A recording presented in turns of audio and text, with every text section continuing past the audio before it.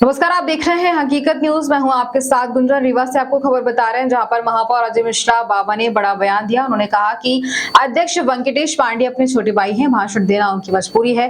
कृपा से वो अध्यक्ष बने, कृपा हटी और दुर्घटना घटी। निगम से वाहन तक नहीं लिया, जनता के लिए कार्यालय के द्वार खोलकर बैठते हैं और जनता की समस्या का निराकरण करते हैं, सभी जनप्रतिनिधियों का सम्मान करते हैं। ऐसे व्यक्ति के लिए मुझसे अनजाने में हुई गलती के लिए खेद प्रकट करता हूँ।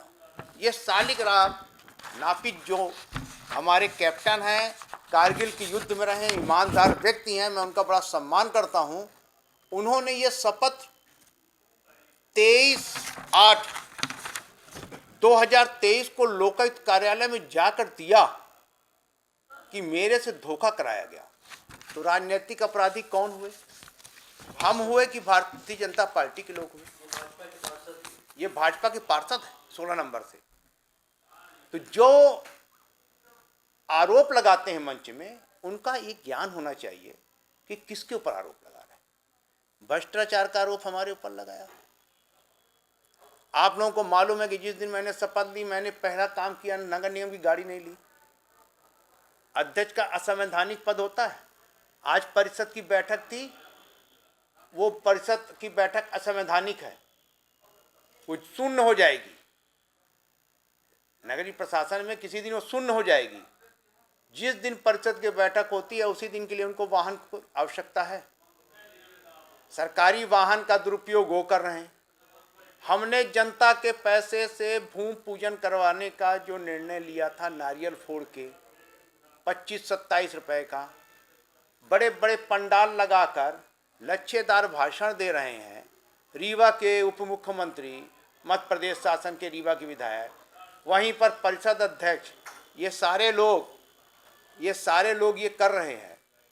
तो मेरा सीधा ये कहना है कि भ्रष्टाचार कौन कर रहा है? भ्रष्टाचार वो कर रहे हैं कि मैं कर रहा हूँ? अगर मेरे को भ्रष्टाचार करना होता तो मैं आपको बता दूं कि मैं बिल्कुल भी न वाहन छोड़ता और न नगर निगम की सुविधाओं को छोड़ता। मैं जनता की सेवा के लिए आया हूं। मैंने जनता की सेवा के लिए तत्परता से कार्य किया है। भाषण में ये भी कहा जा रहा है कि जो कर रहे हैं भारतीय जनता पार्टी कर रही है, उसकी सरकार ला रही, नगर निगम में कुछ नहीं।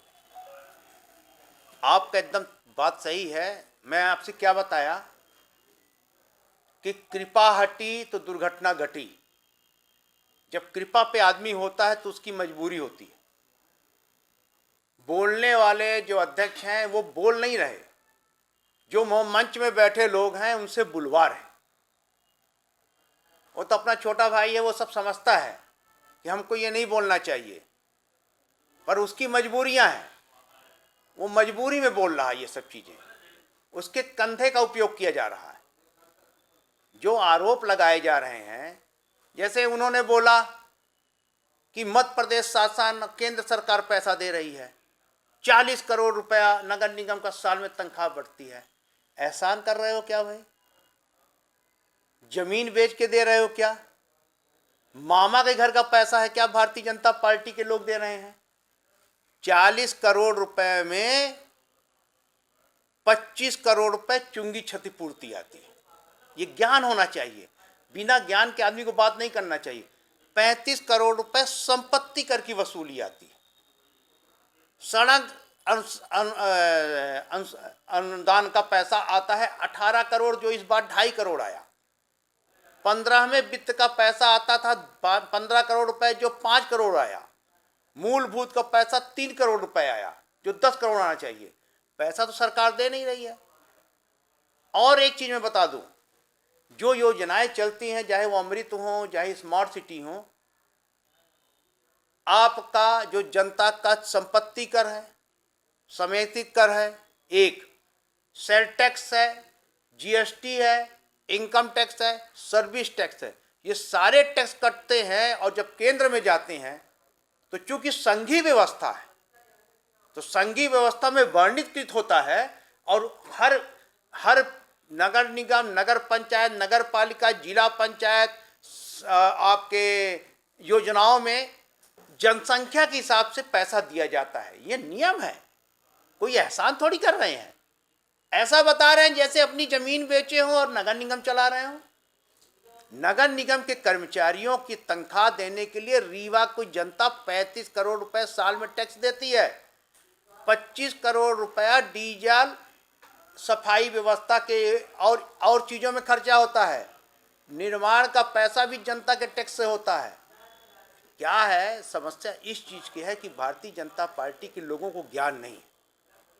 चापलूसी में किसी के बारे में कुछ बोल देना, आरोप लगा देना एक परंपरा बन गई है। एक और आरोप लगाया जा रहा है कि हुई थी कार्रवाई, वो एमआईसी में उन्होंने क्यों लिया? वो खुद चाहते थे कि ब्लैक लिस्ट ना हो, महापौर चाहते थे। वो उनके बोलने से क्या होता है? आप तो रिकॉर्ड निकलवा लें। अब आज तो मेरे पास है नहीं, आप कल आए तो मैं आपको रिकॉर्ड दे दूंगा। हमारे पास तो सब रिकॉर्ड रहता है भाई। वो तो आरोप लगाने का क्या है कि अल्प ज्ञान जो होता है ये जीवन में बहुत नुकसानदायक होता है। कभी भी किसी के बारे में आरोप लगाने के पहले उसके पास सक्षम रिकॉर्ड होने चाहिए कि हम किसके ऊपर आरोप लगा रहे हैं। और वो भी मेरे ऊपर आरोप लगा रहे हैं जिसने हमेशा के स्पन का विरोध किया। मैं तो ये भी बोल रहा हूँ कि 4 साल में पूरे शहर को नरक कर दिया। उस समय कभी भी राजेंद्र शुक्ला जी ने समीक्षा बैठक नहीं की। क्यों नहीं किया? क्यों नहीं रगड़े? और जो एक चीज़ मैं और आपको बता दूँ, जो उन्होंने कहा ना कि माननीय मंत्री जी बड़ा विकास कर रहे हैं और पूरा विकास सांसद जी, मंत्री जी कर रहे हैं, तो रीवा के सांसद ने तो 10 साल में कुछ किया नहीं। ये तो रीवा की जनता को मालूम है। रीवा की सरकारी जमीनें कौड़ियों की दाम बिक गई। कौन है साझेदार भाई? खुलासा करो। कौन बंसल के साथ है, कौन समदरिया के साथ है, कौन अग्रवाल के साथ है? किसने बड़ी पुल कब्रिस्तान वाली जी काजवाई रोड बनाई? कौन है राजेश तिवारी? और कौन है डीके गौतम? कौन है रविशंकर पांडे ब्रिज कॉर्पोरेशन वाला? किसकी पार्टनरशिप है? कौन जाता है रोज सवेरे निरीक्षण करने? कौन सवेरे जाता है रोज जमीनों को देखने? देखिए क्या है कि किसी के ऊपर आरोप, जिसका घर शीशे का होता है वो दूसरे के घर में पत्थर फेंकने के पहले सोचना चाहिए कि कल हमारे ऊपर भी पत्थर पड़ेगा। तो हम लोगों को जनता ने विश्वास पे चुना है 23 साल बाद, तो हम ऐसा नहीं करेंगे कि कल जनता के सामने हम मुंह न दिखा पाए। लड़ाई अमृत चलती रही 3-4 साल जब तक। नहीं, कोई लड़ाई नहीं है। ये तो देखिए अधिनियम, देखिए शासन सत्ता उनका है, दबाव वो बनाते हैं, ये काम नहीं होना चाहिए, ये काम होना चाहिए। हम कहते हैं वो काम होना चाहिए जो पब्लिक की डिमांड है। भूखंडों में सड़कें नहीं बनाएंगे, अवैध कॉलोनियों में सड़कें नहीं बनाएंगे। हम सड़क वहां बनाएंगे जो वैध है, जिसका जनता टैक्स दे रही है। के स्पन का मामला ऐसा नहीं था। के स्पन की ब्लैक लिस्टेड की कार्रवाई के लिए जब हम लोगों की परिषद नहीं थी, तब मीनान मीणा ने भेजा शासन को। ब्लैक लिस्टेड की कार्रवाई चीफ इंजीनियर करता है, कमिश्नर और एसी नहीं करता। इन लोगों ने उसको ब्लैक लिस्टेड करके भेज दिया। वो कोर्ट चला गया ट्रिब्यूनल में। ट्रिब्यूनल में इनका समझौता हुआ कि हमसे गलती हो गई, हमको टर्मिनेशन करना था, हम ब्लैक लिस्टेड गलत कर दिए। तो जब ये ट्रिब्यूनल से मामला आया तो ये आया एमआईसी में, तो एमआईसी ने उसको नहीं किया। एमआईसी ने जो रीवा नगर निगम कमिश्नर संस्कृत जैन ने लिख के भेजा उसको यथा प्रस्तावित लिख दिया। एमआईसी ने उसमें कोई निर्णय नहीं लिया। एमआईसी के स्पन के खिलाफ थी। ब्लैक लिस्टेड की कार्रवाई के लिए हमने हमेशा कहा, पर इन लोगों ने गलत लाइन पे ब्लैक लिस्टेड की कार्रवाई की। अगर ये चीफ इंजीनियर से कराए होते तो के स्पन कंपनी ब्लैक लिस्टेड हो जाती। जानबूझकर इन्होंने कमिश्नर और एसी के माध्यम से कराया, जिससे ब्लैक लिस्टेड वो न होने पाए, वो ट्रिब्यूनल में चला जाए, और ट्रिब्यूनल में जाने के कारण वो ब्लैक लिस्टेड से बच गया, खाली टर्मिनेशन हुआ। वो तो सीधे तौर पे ये परिषद से पास किया जाता है, आप कार पर रोरा डालते हैं, तो इसमें क्या है? देखिए क्या है, आज जैसे जो परिषद हुई, वो परिषद हुई, विशेष सम्मेलन किया इन्होंने, कायाकल्प 19 करोड़ का। कायाकल्प में सी रैप बनता है। शासन की योजना का सी रैप जो आता है उसमें साफ साफ लिखा होता है, ये देखिएगा, मैं पढ़ाता हूँ। कायाकल्प योजना 2 के प्रस्ताव सिटी रोड एक्शन प्लान सी रैप का mayor in council president council से अनुमोदन प्राप्त कर संभागीय अधीक्षण यंत्री की अनुशंसा सहित स्वीकृत प्रस्ताव संचालनालय को मेल आईडी के द्वारा प्रस्तुत करें। भाई एमआईसी का मामला है, सक्षम स्वीकृत आपको लेनी है भोपाल से। सक्षम स्वीकृत के पहले एमआईसी में आएगा, तो एमआईसी में आएगा तो जिन वार्डों में सड़कें बननी हैं, नालियां बननी है, उसका एस्टीमेट बनता है, फाइलें बनती हैं। आपने बिना फाइल के सक्षम स्वीकृत के लिए भेज दिया कहाँ? भोपाल। 19 तारीख को पत्र आता है भोपाल से कि इसकी स्वीकृति देना है 19 करोड़ की योजनाओं का, ये इनका। और 20 तारीख को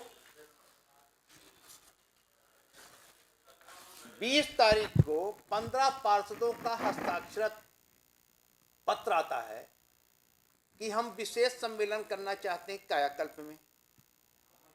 अध्यक्ष कमिश्नर को मार्क करते हैं, कमिश्नर अधीक्षण यंत्री को मार्क करते हैं।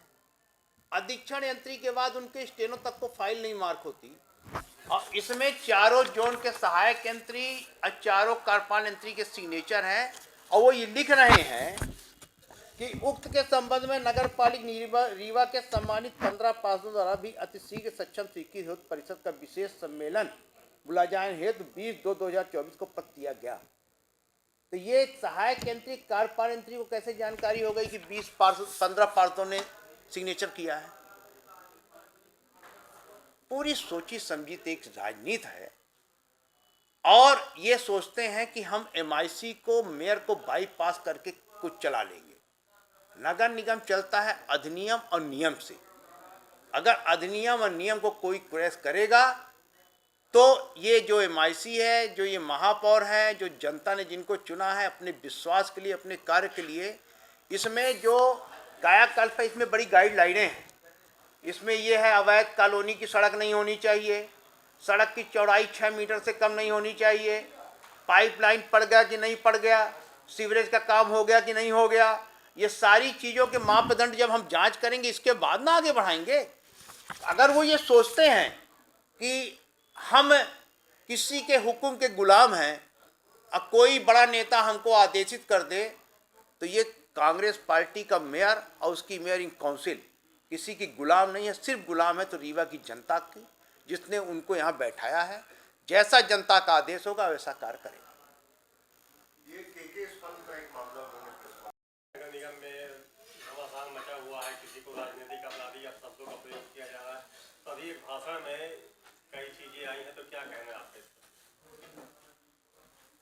वो तो आप ही लोगों के मेरे को माध्यम से जानकारी हुई कि 9 तारीख को जो शिवाजी पार्क का अधूरे कार्य का लोकार्पण माननीय उप मुख्यमंत्री जी ने किया, सवेरे हम हमारे एमआईसी के पार्षद मेंबर मनीष नामदेव, अशोक पटेल जी और कुछ मोहल्ले के लोग वहाँ पहुँचे। वहाँ दिलीप त्रिपाठी एसडीओ खड़े थे। तो हमने बोला कि भाई ये निर्माण कार्य घटिया स्तर का चल रहा है और क्यों चेक करा रहे हो? तो उन लोगों ने कहा आयुक्त का दबाव है कि यार लोकार्पण करना है। हमने कहा अधूरे कार्य का लोकार्पण? हमने कहा पूर्णता प्रमाण पत्र आपको मिला कि नहीं, आपने दिया कि नहीं दिया? कहीं अभी तो सर निर्माण ही चल रहा है।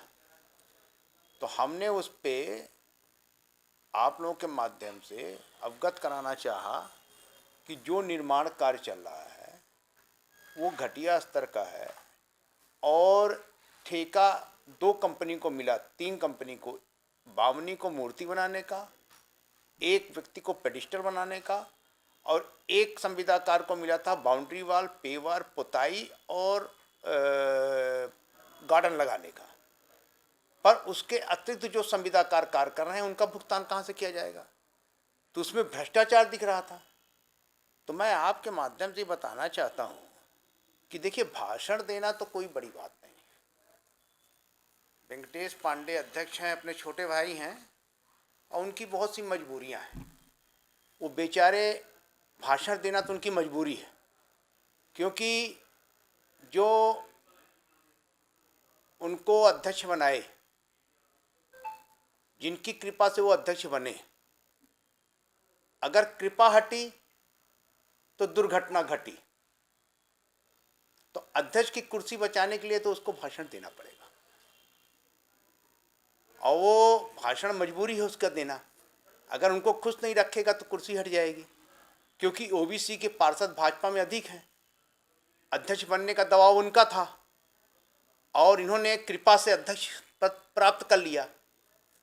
बाकी वो मेरे बारे में सब जानते हैं कि मैं किस तरह का व्यक्ति हूँ।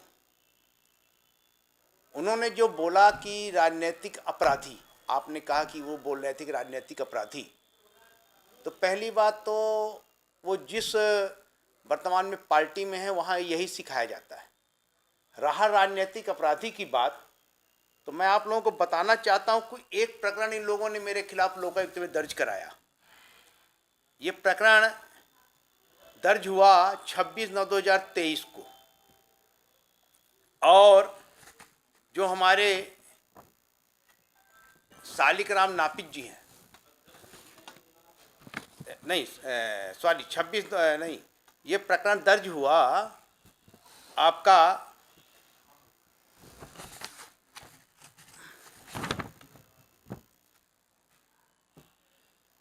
हाँ, ये 3/10/2023 को समाप्त हुआ।